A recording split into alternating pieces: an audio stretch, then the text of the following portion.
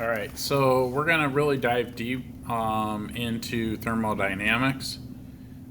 So I guess we'll start with the first law of thermodynamics.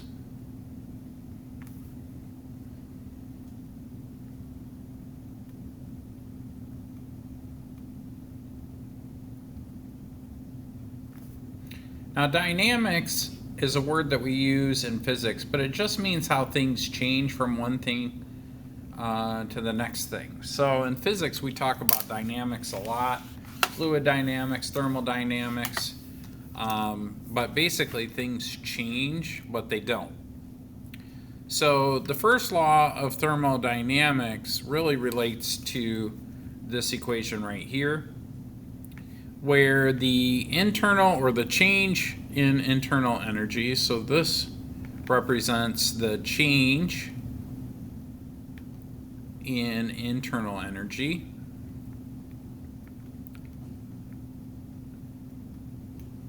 is equal to Q, where Q is equal to the net heat transferred into the system. So this is the net heat transferred into a system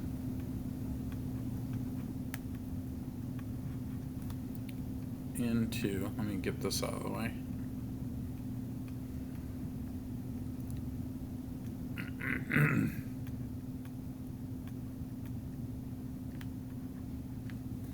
And then W is the net work. So I'm going to put this all over here.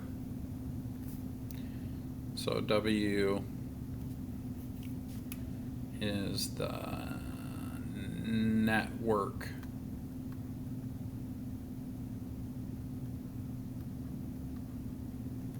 Done by a system.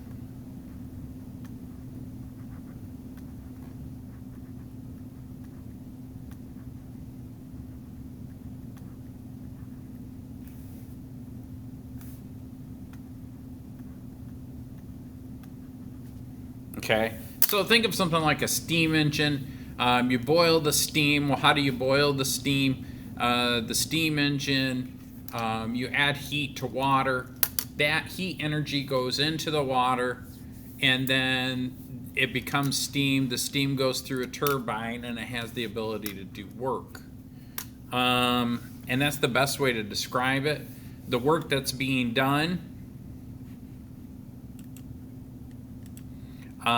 is based on the situation. So anyways, this is the relationship. This is the first. And we're really referring to internal energy, the change in internal energy. Well, where does that come from? You add heat to the system, but then you take away the work, right? Because there's a little bit of work done, okay? So what does that mean? Well, in this diagram here, the first law of thermodynamics is the conservation of energy principle, stated that for a system where heat and work are the methods of transferring energy for a system in thermal equilibrium. Okay, so Q represents the net heat transferred. It's the sum of all the heat transfers into and out of the system. So we should probably mention that too. So net means you have some stuff coming in and some heat going out. So that's why we use the word net. And then W represents the total work on and by the system. So the same thing over here for work. We're going to talk about on and by the system. Okay, so this oval, tan oval, we have heat coming in. This is like think of like a steam engine, if you will.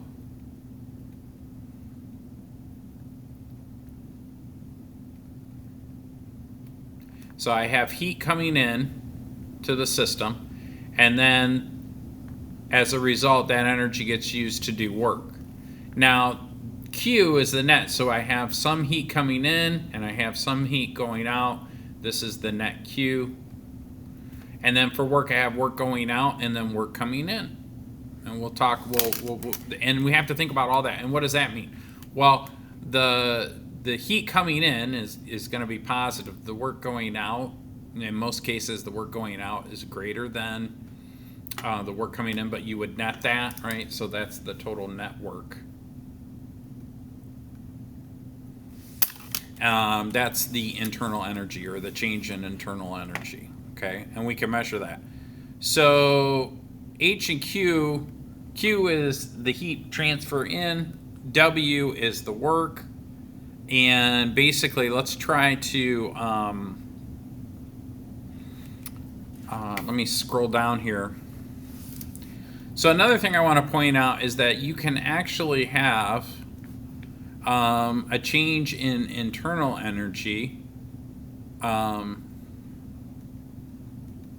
This is supposed to be an N. It can be equal to multiple internal energies. So in other words, I can have the final internal energy, which we'll call internal energy 2 minus internal energy 1, right? And so think of our days of kinematics where delta x was x final minus x initial, or x2 minus x1. And we could think about that. So what does that mean? Well, to get a better idea of internal energy of a system, consider E eternal 1 as state 1, and it has internal energy where internal 2 would be like state 2.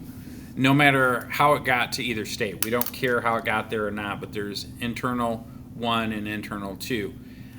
Delta E internal is independent of the path. By path, what we mean is the method of getting from the starting point to the ending point.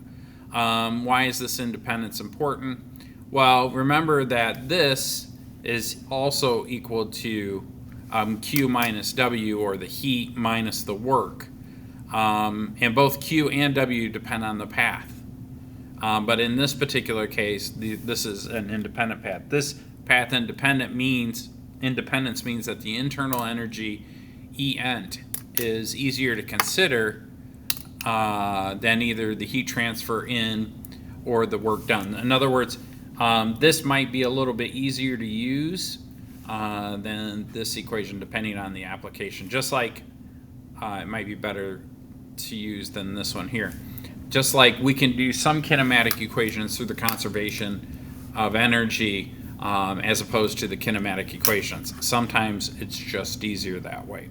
So I'm going to take a little snippet here, and we'll do an example problem to try to put this all into perspective. So I've got a two-parter here. We're going to do part, whoops, wrong one.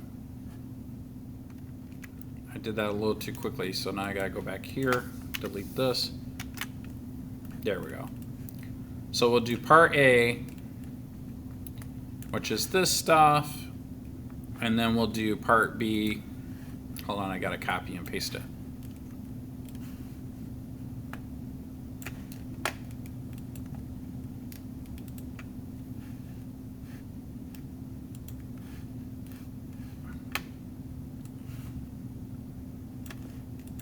I don't know what that was about.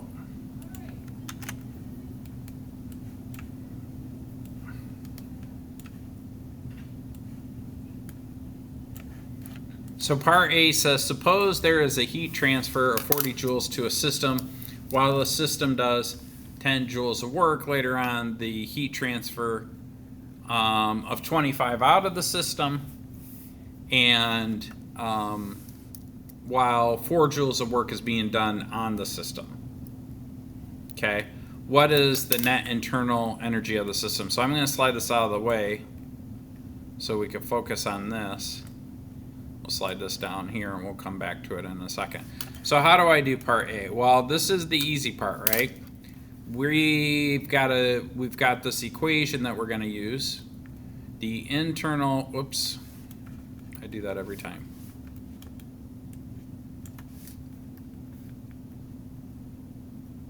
I was trying to do this. Okay. So remember that the internal energy is equal to the net Q minus the net work. So then remember that Q, the net Q, is going to be the transfer in and the transfer out. So the transfer into the system is always positive. So we're going to start with 40 joules going in, and then we lose 25 of those joules coming out. Okay? So then my net heat energy transferred into the system would be 15. 40 goes in, 25 comes out. Same thing with the work. We have to make a distinction. The total work that's done is by the system versus on the system, right? So if the system does 10 joules of work and then work is done on the system, that would be 4, minus 4. And so that is a net of 6 joules. So the internal energy is just really going to be 15 joules minus 6 joules, which is just 9 joules total. Okay. So that was a pretty simple, straight up way to do that. And that was pretty much it. Now we can also find this by doing internal one. So we're going to use the same. So for part B, you basically do the same thing. So, well, not part B. Let's finish part A. So another way to do this is if we use the second equation. In other words, we could say the change in internal energy, right, is equal to the internal energy 2 minus internal 1. Now this it doesn't seem easier this way, but it is kind of sorter, and you'll see why when we go to do part B. So what is the internal energy for part 1? Well, the internal energy for part 1 is the beginning of the system, right? Which is going to be Q1 minus W1. So if we do the math on that, that's 40, right? 40 joules minus 10 joules. That's the initial part, right? So the initial part is we put 40 joules into the system, and the work done on the system, or I mean by the system, is 10. So you just subtract those. So that's just, and this is 1. That's 30 joules. So that's that one, the internal energy part 1. And then to do the internal energy, or the final internal energy at the end of this transfer, would be Q2 minus W2. And let me scroll down. So then that would be 25 joules, right? That's the energy transferring out, minus the work done on the system. But remember, this is a negative force, so we kind of minus a minus, right? Oh, but this is negative 2 because it transfers out. So this is weird. So it's negative 25, and that's going to be a little confusing, but negative 25 technically plus 4 is negative 21 joules. That goes out of the system, right? Also, I feel like I wrote something down wrong. This is the internal energy 2.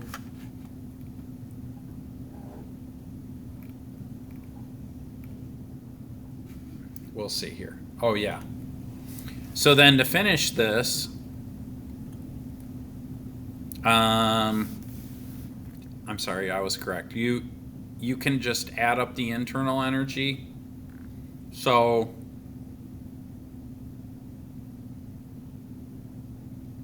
the total change is the sum of these two steps, actually. And it doesn't matter what order it's in, because we did the negative here. So the original formula means that you minus the initial and the final, but you can actually just add these up because we have the negative right here. So then my change in internal energy from the beginning of the system to the end is equal to negative 21 joules plus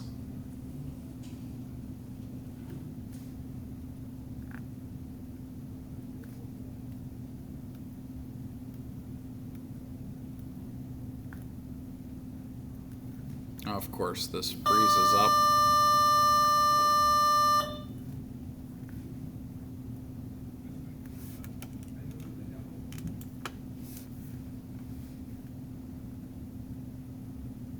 Plus, what was it, 30 joules?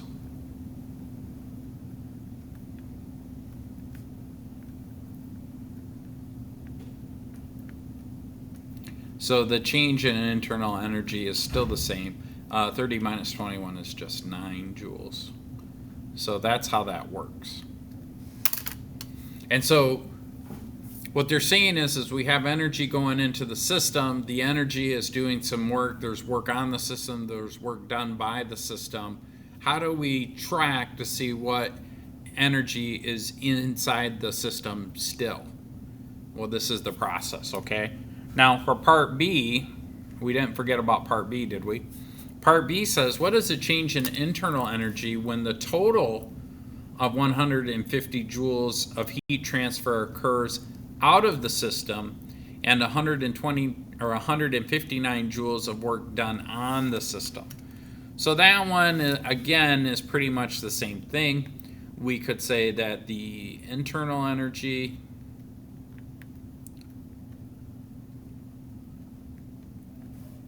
is equal to the heat transfer in minus the work going out. And, well, let me rephrase that. There's the net transfer of heat minus the work, the net work done. So the heat transfer Q is just going to be 150. And then the work done by the system is, and because it's on the system, not by the system, on the system, it would be a negative 159. Okay? If that said by the system, it would remain as positive. But because it says on the system, it's going to be negative. So then when you do the math on that, oh, wait. Internal energy from the system, when does the change in the internal energy occurs out from? So that you got to read this carefully. When the internal energy of the system from a total of 150 joules of heat transfers occurs out of or out from the system, that would be a negative heat transfer, right? Let me make that a little clearer. So you got to read this carefully because those negative signs will get you every time. Because we have, so pretend this is our system, okay? What we're really saying is we've got 150 joules going out of the system. That means we're losing heat, right? And then we're supposed to subtract the work that's done by the system, but actually the work is being done into the system. So heat transfer, there's energy going out, but when there's work done on the system, that should total 159, but we're putting it back into the system. So that would be a negative. So you're going to subtract the negative, okay? It's a little confusing at first, but you'll get the hang of it.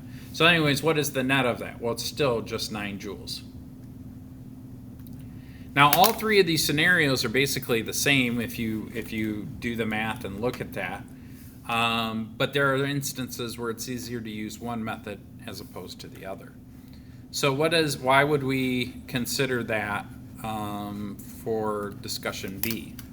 Well, a very different process in part B produces the same change of 9 joules in the internal energy. Note that the change in the system for both parts are related to the internal energy and not the individual Q's and W's, right? The system ends up with the same state in both A and B, even though they're slightly different. So what they're saying is, well, what is our internal energy? Well, our internal energy will always be, is going to be 9 joules here, and if I were to do the same thing up here, in the beginning, I would end up with 9 joules internally in the system. That's what we're really calculating. How many joules are in the system, okay? And I have a little bit better. Let me copy this image and I'll post it here. So think of it more in terms of this. So let me move my stuff out of the way here. So in the first scenario, we have some heat energy coming in. We have some heat energy coming out. So that's the heat energy here. Over here, we have some work being done, right, into the system or on the system versus the work being done by the system. So by the system comes out, on the system comes in. And then what we're really trying to track when we do all the math, inside is 9 joules, right? So probably the best thing to do, and I probably should have done this when I went through the example, but I was trying to stick to the book. The energy on the inside is still 9 joules, right? Why? Because I ended up with a net of 15 coming in, but 6 is going out, so I'm left with 9 joules. And then if we consider it this way, I'm losing 150 joules that's going out, but I'm also putting work into the system. So this negative 159 comes into the system here, but I'm minusing 150 because it's leaving the system. Again, I have 9 joules, okay? So depending on the information that they give you, our only objective is to figure out how much stuff is left in the system when we're done with all this transfer. And the reason these problems are set up this way is because, well, we use this in everyday life, right? The steam engines have been around for a long time. It's how we generate power. You know, a nuclear power plant and a coal power plant, they both work on steam. We have heat going into a system. There's work being done in and by. Some of the heat gets lost or transferred out. And so we have to keep track of all of that because we want to know exactly how much energy we're keeping in the system or how much is coming out. And so that's what we're trying to do. And the same thing occurs inside of our bodies. So you could think of this as like food going into our body. This is work being done to our body, work that our body's doing. Our body tries to regulate our temperature. We have chemical processes that generate heat, and our body gets rid of some of that heat. And at the end of the day, we want to figure out the total energy inside of our body, and it has to be maintained. So one way to look at this, and I'll show another image up here on the screen here. One way to look at this, whoops, wrong image. Oh, no, dang it. What the heck is going on, man?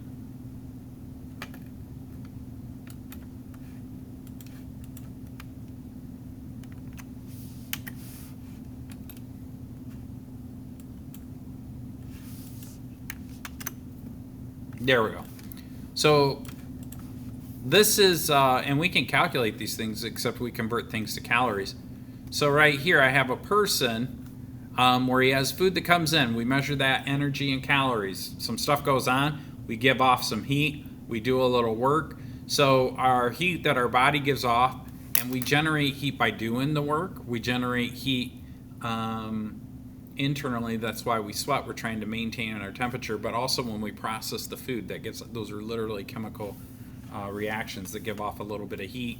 Respiration gives off heat and all that stuff, all those chemical processes. But the food coming in is a positive. Same thing if you were a plant. You have sunlight coming in, that's certainly heat energy, light energy coming in. And then also the plant kind of has a similar way of getting rid of heat. So the heat comes in and out. But what remains is the energy that's stored in the food, okay? So that's kind of a neat thing to track. And that's basically it for 15.1. Let me just double check and see if I want to cover anything else.